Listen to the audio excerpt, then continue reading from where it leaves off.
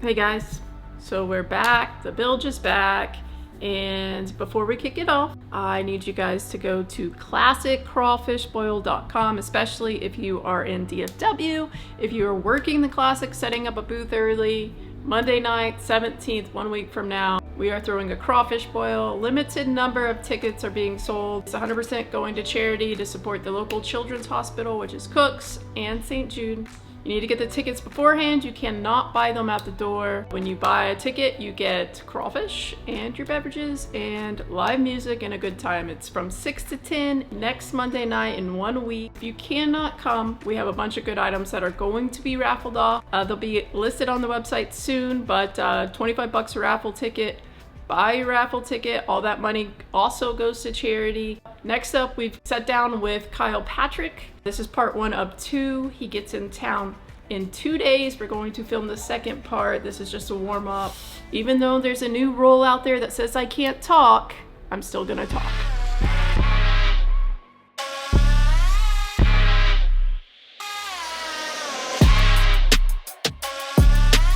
Big RV that we've been rocking over the last 3 years or so is no longer with us. You're kind of coming in and out on mine. You were doing like Wait, this. what was he doing? Like this? Did he? Did he? No, that was in Florida. Yeah. All right. All right, here it is. Kind of a soft relaunch of the Bilge podcast. As you can see here, we are on a different set. Matter of fact, we are hanging out in the shop, in the garage here at Zaldaingerous headquarters. We're hanging out with Kyle Patrick, and we'll get into a little bit of that later. But as you can see, the big, giant 47-foot RV we've been traveling with to all the Elite Series events, all the classics, is with us no longer. So we are in the middle. Matter of fact, I still have my jeans on. I was working in that corner back over there. We're building out a sick podcast studio. And, of course, Trait, no, I want it this way. I want it that way. Not like that. Do this. And so that's what we're working with right now. So as you can see behind me, I got my bass boat. We got Kyle's bass boat right next to me here. Kyle's sitting in front of the gym, and Trait is sitting in front of what we've been doing over the last couple weeks here, and that's a lot of golfing. But welcome in Kyle Patrick, man. We're getting ready for the Classic here. So T-minus 17 days to the Bassmaster Classic, and here at my house, 45 minutes from the lake, we're going to have a lot of traffic, a lot of anglers coming through. I've got 3 different guys sending packages to the house. You're one of them. You are one of the homies without a doubt, and you're just easy to talk to, man. Yeah. Hey, can I cut you off just for a second? Hey, take your hand off this part and move it somewhere else. Yep. And then kind of push that cord in just a little We bit. can cut this, right? No, I mean, it doesn't matter. People don't care. We're adjusting his volume. Your volume You know what? goes in and out. Game for that. Because that's what I was going to say. I think part of the reason some people can't handle me is because I'm very just like, I say what I mean what I say. Yes. And I just roll with it. Yes. And I just enjoy being myself, and I don't feel like I need to hide anything. Dude, that's amazing. You know what I mean? And I think the whole field, not just the field, but the fans saw that in you immediately. I mean, you're going on this is your sophomore season. And I think you made a huge impact as a rookie, no doubt. You're very, very outgoing, and like I said, super easy to talk to. And I think being, growing up where you grew up, you're not the typical Southern gentleman. Right. Like, I'm not like, yeah. But you know what's funny is being down south a lot, Mm-hmm. I think I've been surprised. Like, people actually enjoy that. Because I think I'm respectful. Like, I don't think I'm like a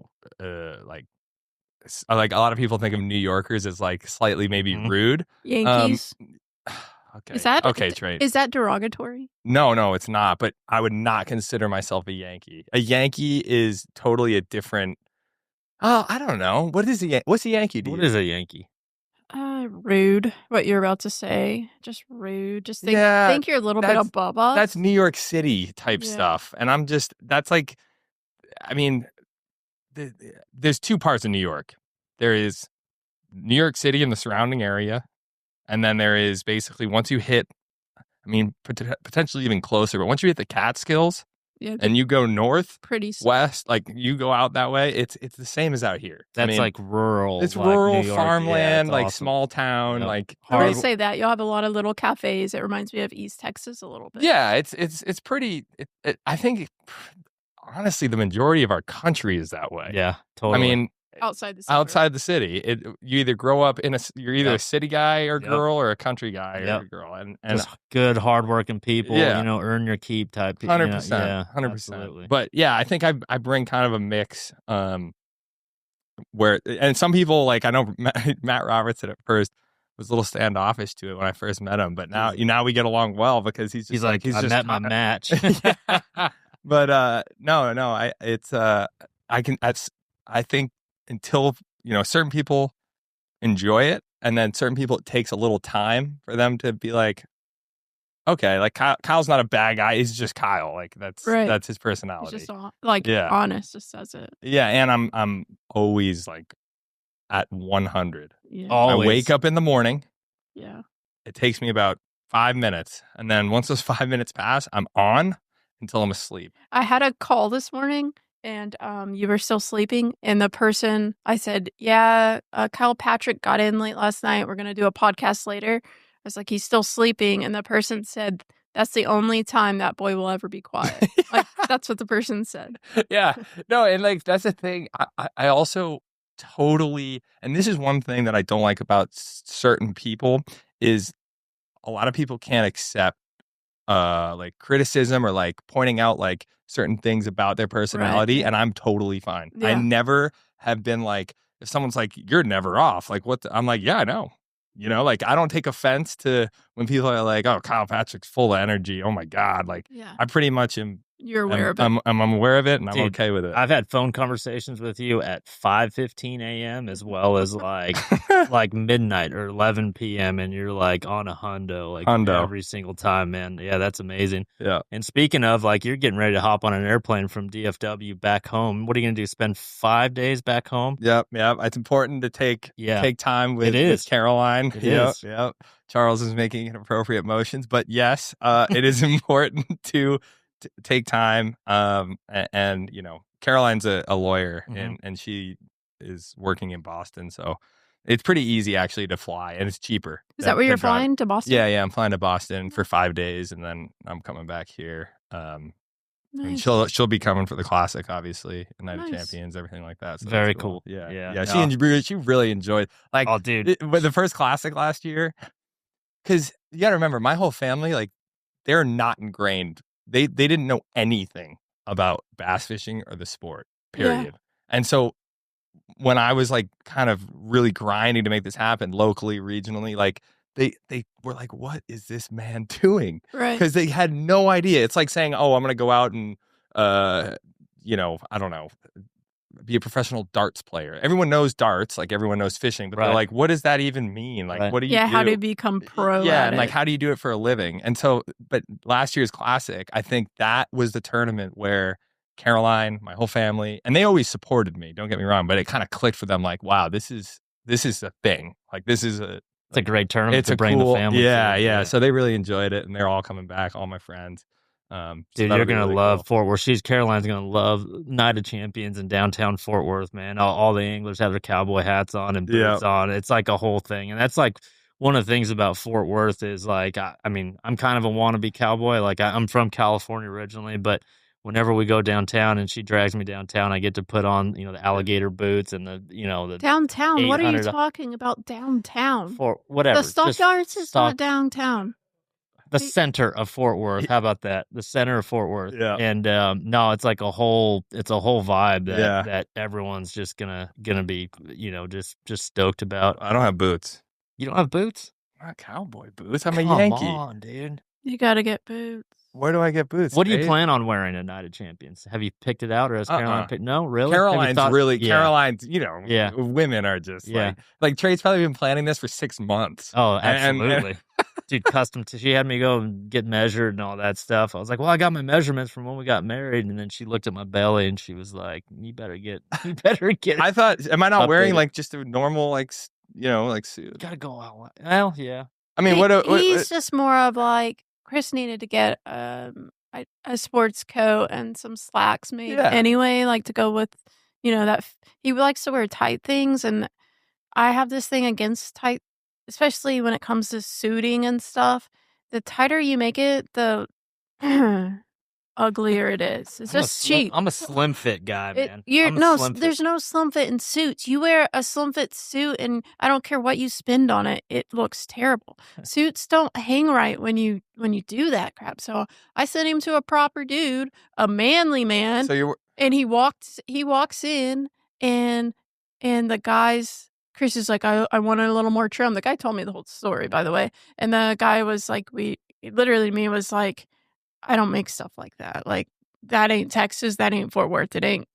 I'm not a part of that. So what do I need to get? If I just wear a normal suit, like, Yeah, just be yourself. yeah, okay. I didn't know. Like, so like half the guys show up and literally just like brown, like church clothes. Yeah, jeans. Some guys wear jeans tucked in. Yeah, you just wear what you want. I like him. I dress up. Yeah, I like. But him I don't to- dress up Dude, like it's I'm only not night. gonna. It's like the only night you can as a fisherman, dude. Like you have to. I just got him a sports jacket and some slacks, but I mean, he's gonna look good. Oh yeah, I'm gonna look freaking phenomenal. Yeah. Yeah, I just look had to good, get him. feel good. Yeah, just some slacks he can wear with his boots. Because when you get too tight and you show that ring up there, oh my gosh, no. Wait, hold on. What ring are we talking about? Like when your boots are so high, but your boots come up your shin, right? But you wear your tight clothes. What is going on in here? Hi, Beans. But you wear your pants are so thin that you see that ring. You see the top of the boot, and that's just not okay. I can't hear you. We need to get Charlie a mic. Yeah. No, you got it. Yeah. Charlie is from East Texas. Charles is. He understands. He wears cowboy boots. He gets it. Yeah. Who was so I missed last year's classic. It kills you not to make a classic, obviously. But who was the best dressed last year at the Thunderball? Thunderbolt ball. I mean, it's hard not to recognize Matt Robertson. Did he show up with a what is it, like a fur coat again? Yeah. Well, I forget what it. Honestly, dude, this is one thing that I'll say. Like last year's classic, I was so like enamored. Yes. Yeah. Like I was just like, why am I here? Like, what am I doing? Yeah. And that I didn't really like take note on everyone. Yeah. This year, I think I'll enjoy and soak Chill it in a little more. bit, Yeah. And then when I win, and I'm sorry, Chris. Yep. When I win, it'll get it. Get it. It'll be really surreal. So oh yeah, is that funny? Yeah. Good luck. This one. Good luck. Yeah, this event. Hey, look, I shake a minnow with live scope. I'm gonna win.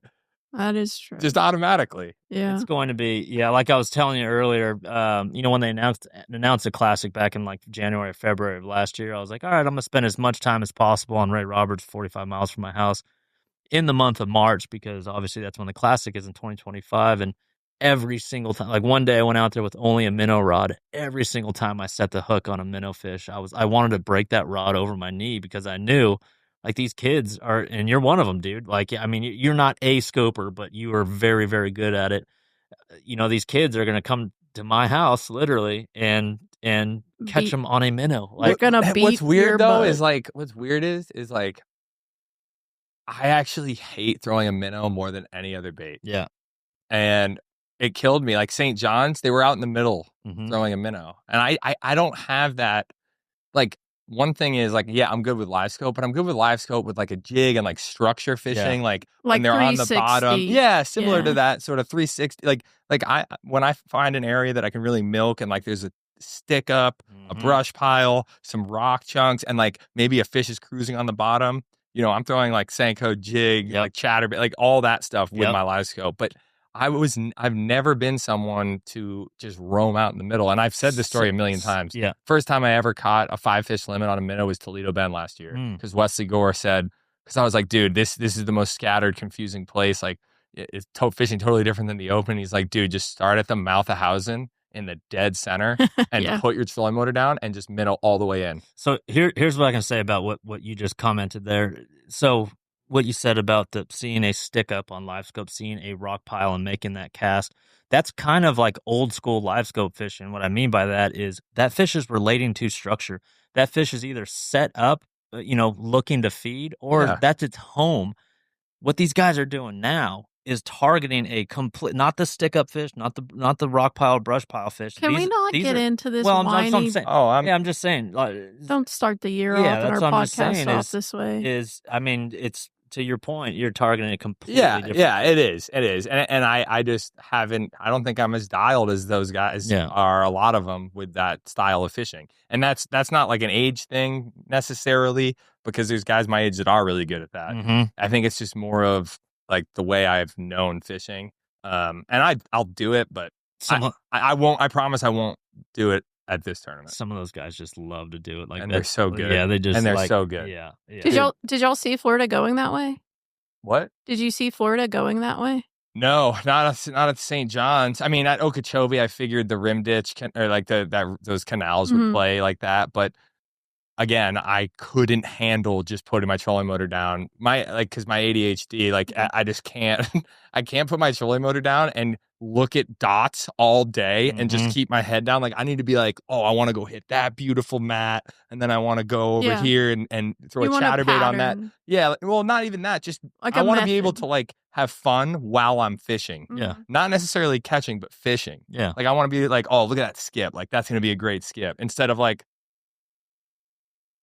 that doesn't get me as excited. Now I'll do it and I'm not chirping it. Like I want to make that clear. Like people that are good at that, I'm in awe of. I'm like, wow, that's pretty impressive. Yeah. But St. John's, I didn't see that playing, and it did. And maybe it wasn't blown up because the leaders weren't doing it, but I think like 25 guys in the top 50 were doing it. Yeah, for sure. On the main river. You can't rule it out like any tournament. No, really. I know. Like literally guys will do it in Sabine. What was the most surprising thing? So we've 2 tournaments in that happened to start the year, like for you guys that you're just like, wow. The fry garter bite at the St. John's that I completely missed. I love that bite, and I've just totally missed it, because part of my problem is I've been in the opens mindset, even last year, even starting this year. Like I've been like so ingrained in like fishing in the opens, because my goal was to make the elites, that like a lot of times I fish as if I'm not fishing against 100 guys. I fish like I'm fishing against 250 guys. Yeah, so I rode off the canals. I was like, the canals are going to get destroyed. Hammered. They're going to get hammered. I'm not even doing it. I'm making a long run, whatever. And I just totally missed the fry garter bite that was an easy, seemed like 12 and a half to 15 pounds. And, I apologize. We got the dogs in here with their squeaky toys. Like I said, we're still building out the legit podcast studio, so we kind of just set up this studio in about 50 minutes or so. So quickly, I want to get there because you definitely didn't answer my question the way I needed you to. I'm trying to guide you into it. Like Trait's guide someone. Oh, geez. We are on a tight schedule, boys. My biggest surprise of the year, I think the fans too, is the polygraphs and DQs. I didn't even think. I forgot we were talking about that. Yeah, no, definitely surprising, but not really, in my opinion, because of the new rules with Bass, with the random polygraphs. Yeah, how did that come about? Like, because y'all are getting a bunch. Like, how did that come about, and what do you know the structure of it? I mean, I know the structure of it. I don't know how, like, officially. I know the new group that was formed. I think last year was a big year to where people were like, we need more polygraphs, we need more rules. People are breaking them, they're not getting caught. Like, we need to figure this out. Yeah. And so I think that's where it stemmed from. I don't know the in between, like how it actually came into place, but I know that what they do it now is you get a text on day 3, and it's whoever finishes. Like, for example, I got drawn at Okeechobee, and it was, did, huh? Yeah, it was 26, 28, or it was like 24th, 28th, and 31st. Whoever finishes after day 3 in those 3 spots, they're drawn. So they won't they won't say the name. They'll just say the position. That way, it's up to you. It's totally random. They send it before you weigh in. So like, even if I'm in 3rd going into day 3, and I don't catch them at all, and I fall to 31st, I'm taking that polygraph. Mm-hmm. So it's not targeted. You can't be like, oh, well, they targeted me. No, because they texted you the place prior to weigh in. So I think that's a really good format. Okay. Hey, buddy. I think that's a really good format, and I think that, but there is work to be done with the structure of like when they're taking the polygraph, Right. and all that stuff. Yeah, tell us about that. So Yeah, no, it's funny. Like when I got drawn, part of you's like, oh my God. Now, not out of, oh my God, I'm guilty, but Sure. oh my God, like this polygraph is about to happen, and like it defines your career. Sure. Because all I care about is in like Leica. it, Go ahead, throw that. Yeah, go get it. My biggest worry is like maintaining my integrity. Mm-hmm. Like, and my integrity I matters a lot to me, because what I say, whether it's selling a bait, talking to you on the water, talking to an outdoor writer, like I want people to know, like Kyle is one of the guys that's honest about everything that he says. You know, he's not, maybe he doesn't say the whole thing, but he's not going to lie. And so that polygraph, it scared me so much, because I was like, the results of this test are going to You're not in control. dictate. Yeah. I'm not in control at all. Yeah. And it's going to dictate how the industry sees me. Even, and I know I'm not guilty. Yeah. Yep. You I didn't know solicit in my information, mind, you know you're innocent. I'm total. Yeah. I haven't done anything wrong, but like, what if? Yeah. That was the thing that scared me, was what if for some reason I don't pass something, because all I've heard is like, they're not 100% accurate. Right. So I'm like, so when you took it, did it give you more confidence in the process? Like that this process is legit? Like we should be doing those? Yes. They should, if you pass or fail, like you should be held accountable for it. Yeah, 100%. I think that, I think if you fail one and you're confident that you didn't deserve to, I think you should be given a chance or two to go take another one and have maybe another polygrapher in the room. And because having just one guy, and there was 2 people in the room when I did mine, but two polygraph. There was one person who was like, I guess, training, and then the other person that was giving the polygraph. Did they film it? Yeah, I think so. There was a camera. I think there. Bass says they're filming all that stuff in the meetings just so they have for the records. Yeah. Yeah. And I was scared. Changes, I was so scared. Like, oh, wait. Before we go any deeper, I have to say something. Sorry to cut you off. I meant to start the podcast like this. I just want everyone to know that if I say anything on this podcast, that I'm not speaking for my husband, I'm not speaking for any other angler, I'm only speaking for myself. And there's a new rule where, you know, we're not wives. Husbands can be held accountable for what wives say if the wife is speaking on behalf of their husband. So I just would like to make it clear that anytime I speak on the podcast, it's purely from my own experiences, purely my own thoughts, purely my own opinions. Don't do anything to my husband, Bassmaster. It's how about that little disclaimer? Yeah. There's been a lot of changes. Like, I mean, let's face it, the end of last year, everyone's been talking about it. Obviously, the end of last year, I think I've never seen the angler so disgruntled. Whether it's scheduling, whether it's payout, whether it's the he said, she said cheating, or getting caught cheating and them not doing anything about it. I think there's been a lot of changes in this polygraph system. What are they taking? Five polys now? I think it's 5. Is or that 6? random? 5 yeah, to 6, random. So 2 in the top 10, random. Yeah. 3 in the top 50, random. And then I want to say there was like 1 in the bottom 50 last at St. John's, but I'm not sure. I think so. And time will tell if that's the the answer, if that's the cure to that. Yeah, I think Bass is doing the right thing, but I think that they're it's tough, man. Like, people don't understand when we were all like, we need more polygraphs. Right. They don't realize the time a polygraph takes. They don't realize. Yeah, they don't realize. Okay, if there's 6 polygraphs, that's let's call it 2 hours of polygraph. That's whatever. 12 hours. Right. Out of that's half the a day. angler's time. You said you took yours at like 8:30 p.m. Yeah, that was just unfortunate. Sure. Like, I don't want to. No. And then the guy after you took one after you, like, oh super yeah, late at super night. late. Yeah. Well, and it makes sense because I don't. When I heard I was taking a polygraph, I was like, when is it? I'm coming. Yeah. Right now. Yeah. Because I don't want to. I don't want to sit there and just think about. Because again, now that I took that one, I'm confident. Yeah. I'm 100% confident. I'll take one every tournament. Yeah. Literally give me one every tournament. Yeah. Other than the fact that it's kind of frustrating to like leave your Airbnb or your campground and sure. drive to a hotel, get strapped up with all kinds of stuff. Like, But now that I have the experience of taking it, I have no problem taking one every tournament. Right. But yeah, I think it's going to get a little bit frustrating for Bass, for Lisa, for absolutely. I mean, Lisa had to be there. Like, it wasn't like, it's time out of her night or day. Like, when she's been working the whole day. He's got a lot going nowadays, on. yeah. And so it got messy the first one, right? Heron got DQ'd and stuff, and we don't know all the facts, but I think they've been pretty somewhat clear. He So I'm unclear on that. Was he randomly selected? Yes. Was he? To take the poly and he just happened to fail it? Or was there like smoke and then fire? I don't know. I think it was randomly selected, right? I was so mad from zeroing and finishing 96 that I didn't keep up with anything.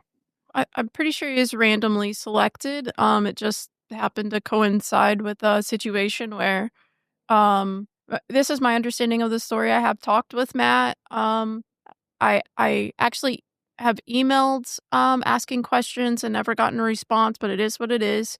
But I did talk with Matt, but I think his son and a friend had told him some stuff in a conversation. He maintains he didn't use that for anything, but he was told. And after failing from what I understand, after failing the polygraph a few times, he said, "Hey, this might be it. This might be what's doing it. I didn't use the information, but this was told." Then he passed the polygraph, but when he admitted what he was told, that's when the DQ came in. Because, I guess he didn't self-report. I think that's going to be the tricky thing, right? And I wonder who was told information, because things have gotten lax, I feel like, with guys, right? People haven't been held accountable. So, I mean, there's probably going to be more DQs this year until everyone tightens up. Oh, there'll be more coming. 100%. I think so. I'm not, I saw some comments where people think like I'm on Matt's side and not Bassmaster's. I want to be clear that I'm happy that Bassmaster's doing it. I'm happy that they're enforcing it. Matt happened to fall into it, unfortunately. But the conversations that were had shouldn't have happened. Yeah. You can't be told. I don't know how y'all feel, but you can't be told where the winning spot was the week before. And that not be something you say, "Hey, Lisa, just a heads up. I was told where it was won last week. I'm not going to act on it." Yeah. But again, there's some other stuff with the Matt situation. But with what I know, that scenario, if you were told where it was won the week before, you should call the tournament director. Yeah, I mean, I've also been very paranoid since. Now, it's a good thing. I'm not saying I mean, I've had instances where like I'm going down the bank in a canal and I had a shiner boat like kind of drifting down, and he had two clients in the back, and one of the guys like leaned over and was like, "Dude, throw a frog down the bank." Right. Literally to Blurted me. He said, "Throw a frog down the bank." And I'm like, "Thanks, man. Yeah, I can't get any information, but thanks." And I literally that night I called Lisa and told her that. Right. I was like, "Lisa, I know it may be stupid of me to call you, but I'm so scared that I'm going to get drawn for a polygraph and then have that be the thing that kicks it as a fail." So I just called her and she's like, "Yeah, don't worry about it. Like, thank you for calling, but it's all about intent." And I'm like, "I know it is, but in my mind, that is a competitive advantage that I happen to be in there." And it wasn't intent, but I just don't want to fail a polygraph because of that. One of the weird things, though, thank God I did that, because then I got drawn for the polygraph. Wow. And I said to them, because the way I said to them, I've talked to Lisa about two instances in Okeechobee. One was literally going down the bank and some guy blurted it out. Two, I was fishing down a wall and it was weird. Like there was a weird stay back 50 feet. Yeah, stay back 50 feet. And an angler pointed out to me like, "Oh, hey, dude, like that's 50 feet, just so you know." And I had made a cast. Yeah. Like, and I'm not seeing the sign. So then I got in to weigh in like 2 minutes early, walked up, told Lisa, and she said, "Okay, like, are you going to weigh a fish off of it? Did you keep a fish?" I said, "No, but I obviously," because you never know like how that's going to pan out. Like, someone saw you. Right. And it wasn't a situation where I cast it over like a line or like buoys. It was just a brick wall that I couldn't see. And because like I'm coming from like this angle and the sign is on this side. So the minute you get to here, you're already totally Sure. 50 feet. So anyway, but that's why I've always been, I've told Lisa everything because I just don't want to like have a situation where like I feel like I'm hiding something. Yeah. Because then that polygraph is going to go a lot differently than if I were to just say it. Yeah, and I think that's maybe where Matt really messed up, in that situation. But one thing that Matt told me that I did find interesting that concerned me was he could retake a polygraph, right? He could appeal the polygraph, but he cannot appeal his DQ. And I thought that was like the idea of an angler getting DQ'd and having no ability to fight it. That worried me. Did y'all hear that or no? I didn't. Yeah. No comment. Nobody wants. No, I actually just didn't hear that, and I have no comment. But exactly. Nobody. I legitimately didn't hear that. Yep. Yeah, the whole key word obviously is intent, and we've guys intentionally try to get info, of course. And it's hard to believe that Matt Heron would ever do something malicious, but I think like maybe things have just gotten way too lax. And I think they have been in the past. Yeah. Maybe not with Bassmaster necessarily, but the fishing like the professional fishing industry or, circuits in general, especially one of them, has been like absurdly lenient, relaxed. Oh, MLF. And yeah. And you so can like, say that on this podcast. Yeah, you're right. Anyway. And so I just think that sets a precedent as a whole that like, okay, like you can kind of like not skirt around, but like you can like maybe go a little too far. And I think Bassmaster is now setting that precedent. Like, no, like, if you're if you're trying to get info and break rules, like it's going to be a problem. Yeah, they're not playing around this year. And what's funny is it's a totally 360 from what we thought the year was going to be in the beginning. Oh, dude, they're 2 for 2. I mean, they're absolutely 2 for 2 they're not trying to catch guys, but I mean, it's 2 DQs and 2 tournaments. I mean, like I said, we will see more. I'm sure of it. The whole Scott Martin thing. The one thing I wanted to hit on is this whole self-report situation, like what that phrase that gets used in the PR statements. I saw it last year too with the Trey stuff. Like, what is y'all's opinion when it comes to like self-reporting and the way Bassmasters kind of handled some of this stuff? Or are y'all gonna just seize up on me? I mean, depends on the situation. I mean, Kyle just gave you a couple examples of self-reported and stay back 50 feet, and then a guy yelling about a frog. I mean, I think the important thing again is the intent. Like, if you're intentionally asking questions and asking where the winning spots are, give me waypoints. I mean, DQ that guy for the rest of his career. Like, get him out of here. But I think right now it's like you're at the gas station and a guy says, "Oh, you just got to shut him down as soon as possible, man." I think that should be the standard protocol, and that's what it has been. But I mean, many times people come up to you at the gas station and try to give you info, and you don't want to be a butthole about it. But I mean, you really have to just shut them down in their tracks and say, "Hey, man, I mean, respectfully, I can't get info." And that look they give you, right? The look is just like, sorry, I don't know. Or they don't even acknowledge it. They're like, yeah, man, well, it's a free country. Exactly. And then they're like, oh, but seriously, I was throwing a frog down there. Yeah. He's like, what are you to tell me? I can't tell you. Exactly. Do y'all think Bassmaster got the last 2 weeks right? Oh my God, Trey, you and your loaded questions. Well, I mean, like, are y'all like happy? Like, I'm not going to comment on whether they got those DQs right, but I think what they're doing with the polygraphs as a whole and policing their anglers is correct. Right. I think that if you're going to, like we said last year, and this isn't go for the no information rule, if you're going to have rules, you have to enforce them. Sure. And the polygraph is enforcing and not necessarily like having the polygraph itself, but just knowing that you could randomly get selected for any polygraph is going to enforce all those rules. I think more so it's just a tool that leads to the investigation, right? Like, again, going back to the intent thing, it's like a full-on investigation. Like, I was talking with Scott all throughout the whole kind of thing, and he was dealing with it every morning of practice. And same thing with Matt Heron, it's multiple questions asked, multiple, questions asked, simultaneously. But Scott didn't Same get- questions asked. Scott didn't get polygraphed. He didn't get polygraphed, but there was an interview. Like I said, there was an interview, and they are trying their best to get to the bottom of each and every situation. That's what I'm saying. Do you think that when someone gets DQ'd, do you think it's okay for, like, do you think, like, we need to, as an industry, get to where, okay, that's just a foul, okay, they fouled, you know, that it's a technical or whatever, and we move on like in other sports? Or like the whole like PR tour that went down at Okeechobee? Like, do you think if someone is DQ'd, we should all just move on? There Like, needs to be, in my opinion, there needs to be a preset Procedure. Yeah, happens. or like just like with you know, you go out and murder someone. I mean, that's obviously a felony. You're going to do time. Or if you get caught stealing bubble gum at a liquor store, I mean, that's just a little misdemeanor or whatever. Should it is. you go on there Bass should be- Live? Well, I don't know. I mean, I don't know. I'm just saying, for every crime, there should be a dedicated time. You know what I mean?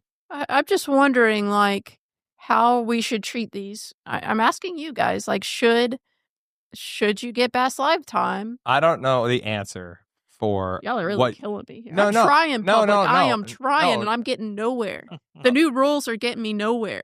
But here's the thing: I don't care about what happens in the public or in the media as much Right. as is he going to is someone Competition. competition. This is about, did you get a competitive advantage? If you did, I don't care if you self-report, fail a polygraph, get caught red-handed with videos, whatever Yeah. it may be. Yeah. You're not fishing in that Yeah, tournament. it's not and fair then to whatever the rest of the guys. Yeah. Right. If you go on Bass Live, I don't care. If you Yeah. do, if you go, I don't know, tour the White House, I don't care. Yeah. As long as you're not fishing in the tournament In with my tournament, Yeah. that you and I followed the rules to Right. a T, exactly. Right. Yeah. So when you see the public kind of ostracizing Bassmaster right now, do you think that's unfair? It don't happens know. every day in every It happens all in the every industry. Yeah. Oh, y'all are killing me. Whatever. Y'all can Man, talk. this Y'all is can like talk. you're turning this into The View. Yeah. What? It's nothing new. This is what I do. I just want to know. Look, I've been hard on Bassmaster. I'm still hard on Bassmaster. They made that stupid roll up to keep me from talking. But I'm okay with Bassmaster to an extent, what they've done. Like, I'm proud of them for actually doing something, right?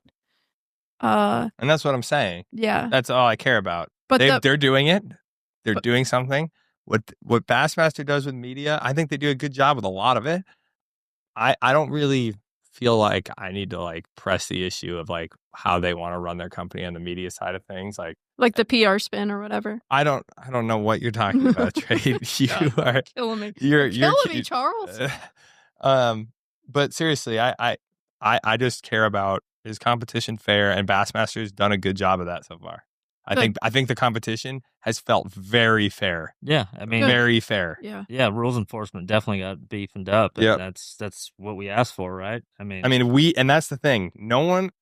Not many anglers can complain about how this is being handled because we all asked for It's this. very true. That's a fact. Yeah. yeah. Would when it comes to the no info rule, after seeing what's played out the last 2 weeks, do y'all like say they're like, okay, so next year, do y'all want to continue with this, or do y'all think there should be changes? Well, at that point, how do you not continue with it if the competition's the most fair it's ever been? Like, it's kind of weird. You know what I mean? Yeah, like, you like it. But someone's going to be like, no, you know what? I kind of want to go back to when some people were kind of slimy, some people Well, weren't. I mean, like, no, I mean, like, if they said, okay, y'all can get info now or not, like changing. I don't want to get info. 'cause actually then it changing the rule. If you allow info, my problem with allowing info is not as much so like what it is it creates a situation where the most popular, well-known anglers get the best stuff On a and do silver the best platter. Yeah, that's the problem. That's the whole problem. Yeah. Or you have a situation where, like, I mean, I don't even have anyone really, but like it would be like, I mean, if you own a company, if you manage pro staff and you're an angler, Yeah. now you have people that are technically answering to you that they could use to their advantage. Sure. I mean, Yeah. that all comes into play too. So That's why you can't get info legally in the Bassmaster Elite Series, is because whether it's fame or you own a company or you're a big part of a company or your wife manages the pro staff for a company, Right, yeah. like we're all so tied into the industry. Yep. There's too many ways that you can take advantage of your power to Yep. get info to beat your competitor. That's Yeah. why we can't ever have info, in my opinion. I never thought of it that way, but yeah, it's a good way to look at it. Yeah. Yeah. Well, that's cool because you, I mean, I did wonder like how you guys felt. Like if you're like, I like it like this. This is how it needs Has to to be. be. It might be ugly for a little bit, like you It said, will be. It will be. but it should Yeah. work out. I think 100% will be ugly, but like I said, I think it's as good as I think it's really good. Nice. What about you, Christopher? Where are you at? I'm sorry, Justin from Southwest Toyota just texted me photos of a Toyota Sequoia, 2025 Toyota Sequoia that I'm purchasing for my wife after my 2 stellar performances in Florida. Yeah. Treat yourself. Yeah. Oh, No, we yeah. like I said, we got rid of the RV, so we don't need that Ram 3500, that big giant dually. And to be honest with you, without a trailer on it, I mean, it rides very, very rough. It's stiff. It's for towing, and we don't need that anymore. So we're gonna hop in a Toyota Sequoia. So I could even tow around with that thing, and then bonus Excuse bucks me? qualified. No. How about the dogs? I'll load up all 3 dogs on there and just kind of Look, I'm PMSing and he's trying to get under my skin right now. He's trying to make me look crazy. He's not allowed in the car. He can't bring any of his What was the junk in the question? car. What was the fishing question? Just how you feel after the last 2 weeks, like the trajectory, like Oh, after last yeah. year and how kind of like it was brutal, Yeah. right? Like, how do you feel about the way the year started? And you know this, I've only told you this and maybe someone else, but I went into Florida not caring about Florida. The only thing I care about is what's going to happen in 17 days. Bassmaster Classic, obviously. And it shows. I mean, look at the results. It shows, which is funny because when you go in a tournament, like not caring, just like, oh, I'm just going to, whatever. It's just get through Florida. You would think You would catch them. the move is going to a Clearwater canal and just fishing down the canal. Didn't do that. Did not do that at all. Yeah. And what 40 of the 50 checks all came doing that. But as far as like the way Bass has handled the things that went on, I guess I'm fairly pleased. Again, the only thing I care about is classic and classic coverage. Hopefully everyone adhered to the no information rule for the classic, which was January 1st. It's a little bit longer than regular Elite Series tournaments. But there is one weird thing in the back of my head, and it was just that weird 2 or 3 day period where everyone was allowed to get information, and that's. I didn't think during that period you could for the classic. You No, had could. 4 days, I think. You could. Chris didn't meet the deadline, you know. He did not realize they were gonna change it real quick. Never got info. It will be interesting. I would love to know them to do a survey and just ask, just to see who got info. who was able to get info in those 4 days. 80%. You really think These guys so? are good. Dude. 80%. These guys are good at getting info. Are you kidding me? Chris was like 80%. Chris was like, dang it! Like he had some stuff lined up, Yeah. and they switched it before he had time. I remember it. calling Chris actually. Yeah, I had a local stud kid lined up. He's like, yeah, I won a tournament back in March of last year. I was like, yeah, I'll hook you up. And I was like, all right, cool. And I was just like, blew it off. I'm like, I'll talk to him in weeks from now. Yeah. They reversed it. Yeah. Never got info. No, I think it's good. I just remember being so confused at that decision because I'm like, where did it come from? I'm like, where did it come from? And I'm at the Mississippi River fishing this open. And I called Hank because I didn't read through the whole email at that point because I'm like, lead season's over. I'm about to fish an open. I'll deal with that later. And I remember calling Hank because I was like, hold on, this is odd. So because the schedule came out. And I'm like, I'm fishing an open on Mississippi. So that means I can't talk to any of my friends that are in the opens. So I called Hank and I said, Hank, how does it work if I'm in an open and I'm fishing with guys that are in the open, but they're not on the elites? Like, how I'm rooming with these guys. Like, I can't talk to them at all, right? He's like, did you read your email? And I was like, no, what do you mean? I've read the email. And he said, he like said it over and over to me, and I'm like, what are you talking? Like, I couldn't grasp my head around the fact that I could now get info. Right. I remember calling Chris and being like, dude, what do I do? Like, should I like chat with my buddy about whatever X Lake? Yeah. And I remember Chris being like, I said, I feel like I have to. If everyone, and Chris is like, dude, if you don't, the next guy will. And I'm like, oh my God. And that's where the problem lies with why I don't like it. Because then everyone feels like it's a whole nother game. It's a whole nother game, and it's a game of calling people, bartering, doing all kinds of stuff. And I can't stand that. And I also just don't feel good about cashing a check or winning off of something that isn't mine. Someone else's work. The whole point of why I love this sport and do this is to have the satisfaction of going to a body of water I know nothing about, which is basically the whole schedule this year and last year, and being like, okay, like, I'm going to start here and I'm going to try to break this down. And then you finish 20th and you're like, heck yeah. Like I just beat 80 guys of the best in the world. And I had no help, none. Yeah. Like Okeechobee, I finished 31st after a really bad St. John's. I finished way below you at the St. John's. I think 96 I finished. And I went at Okeechobee, obviously with no info. And I finished 31st, which isn't stellar, but like, I was like, heck yeah. Like that's a Florida win. That's a Florida win. I was like, I got some really good points. Like I had one fish at 1:00. I actually saw Chris. I'm like, dude, this is gonna be another St. John's. I am.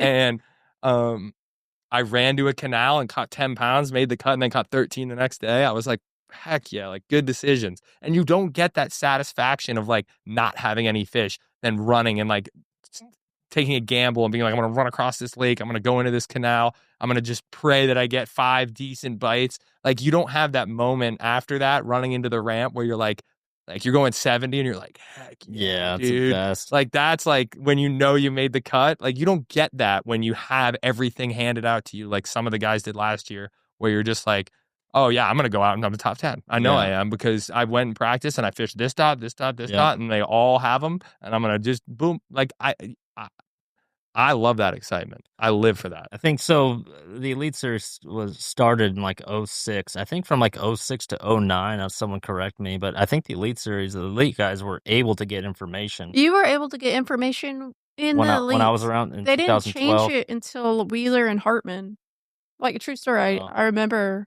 You know, because when Wheeler came on, he won that first one, and he had like went out with like 4 locals or something. Supposedly, that's the story. So getting information was legal at some point, like early in the Elite Series. But can you imagine nowadays with social media and like, that's what I mean. The DMs would just explode, dude. Yeah. I still wouldn't do it. I'm pretty confident.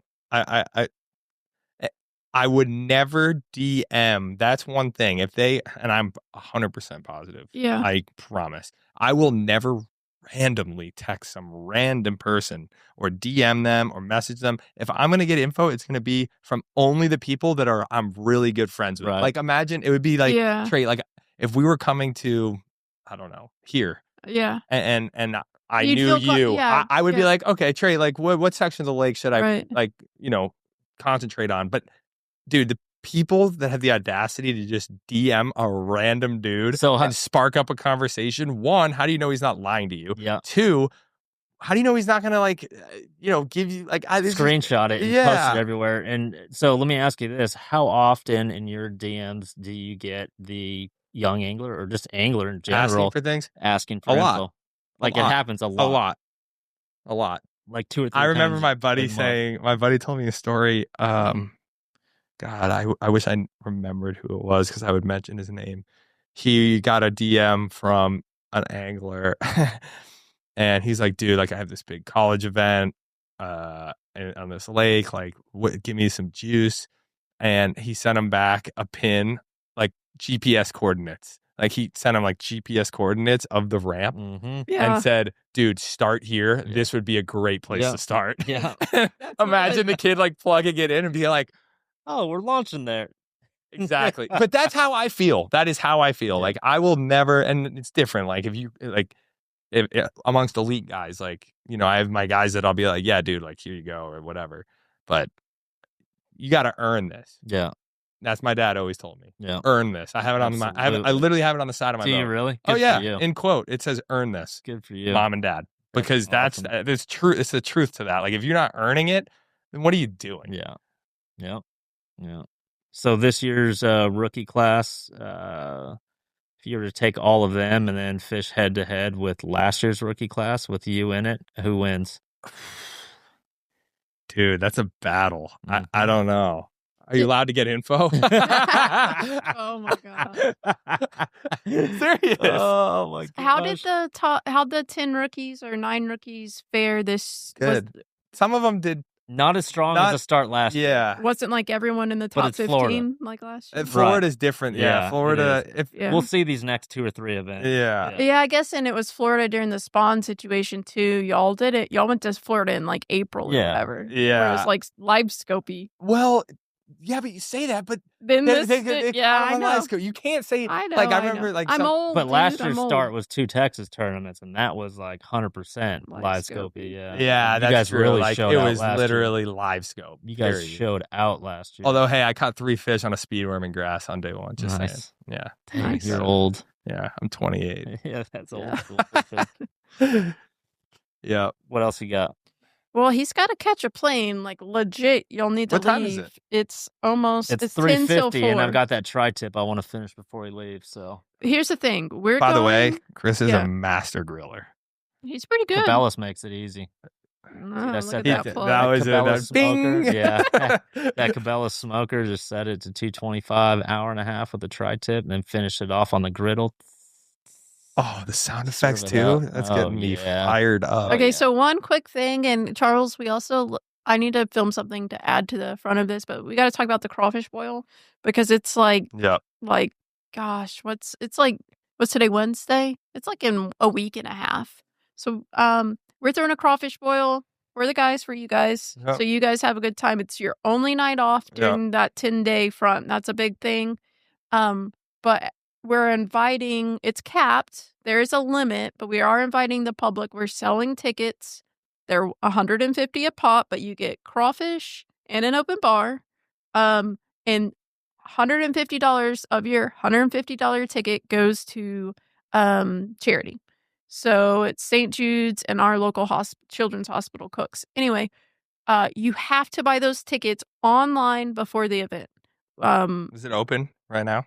It's open right now, yeah. classiccrawfishboil.com. And what is the night?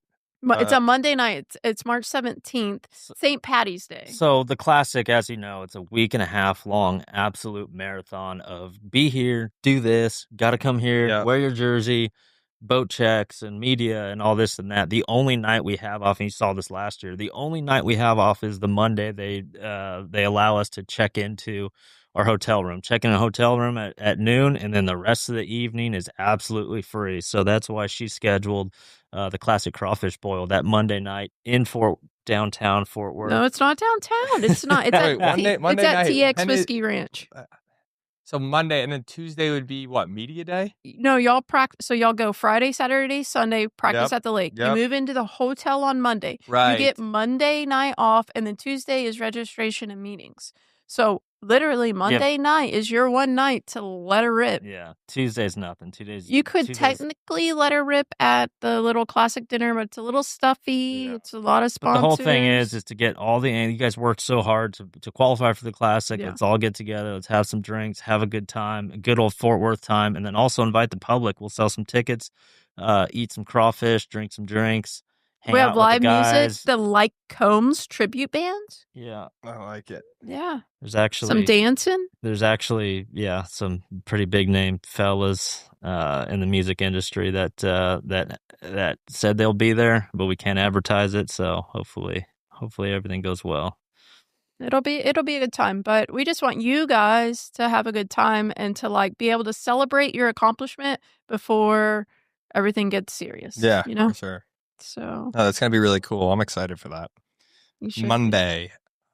Have you ever had crawfish? You have crawfish, right? Oh, you've been. Well, I always forget. Everyone gets broken. You've been last year, and then probably the opens. Well, I also have had crawfish before that. I love crawfish. Oh, look at this. Suck on the head. Come on now. Oh my goodness. That's money. That's money, dude. So All right. Cracker's gonna be at the Pro-Am. Oh, is he? Cool. Yeah. We need to get him to come Monday night. It's on Eagle Mountain. Yep. Yeah. So here's the thing. You have to get on a plane. I want, when you get back, for us to sit down for a round 2. Okay. And I want you to think long and hard about opening up just a hair, both of you. Okay? Talk through it, because I really would like to talk. About what? Things that we talk about that you play dumb on when the camera comes on. Things that are over the line. And by then, hopefully, I'll have this studio all rigged Right, out. Charlie. I got all the baseboarding done here. We're going to make it look like an awesome little lounge area. Yeah, so with we've been busy. Yeah, we've been busy. The podcast set's being built to our right. Yeah, it looks good so far. Yeah. But that wasn't a joke. I'm being serious. It actually does. Like I can picture how it's going to be laid out, No, it's gonna be and it sick. looks good. Yeah. Thank you. So, Yeah. Well, Kyle, we appreciate you hanging out, man. I know you got a flight out here, and like I said, I want to get you fed up beforehand, and when you come back, we'll do a little fishing, a little potting, and you guys are the best, by the way. Yeah, that's and, right. You I don't literally, forget that. I don't. hopefully, you have a good classic, man. Yeah. Hopefully, if I finish second, I'd be happy to see you win. Yeah. Hey, all our time and efforts going into Gonna that give one you tournament. food poisoning. All right, guys. Thanks for hanging out, and more Bilge podcasts soon along the way. Round 2 soon. Thank you all.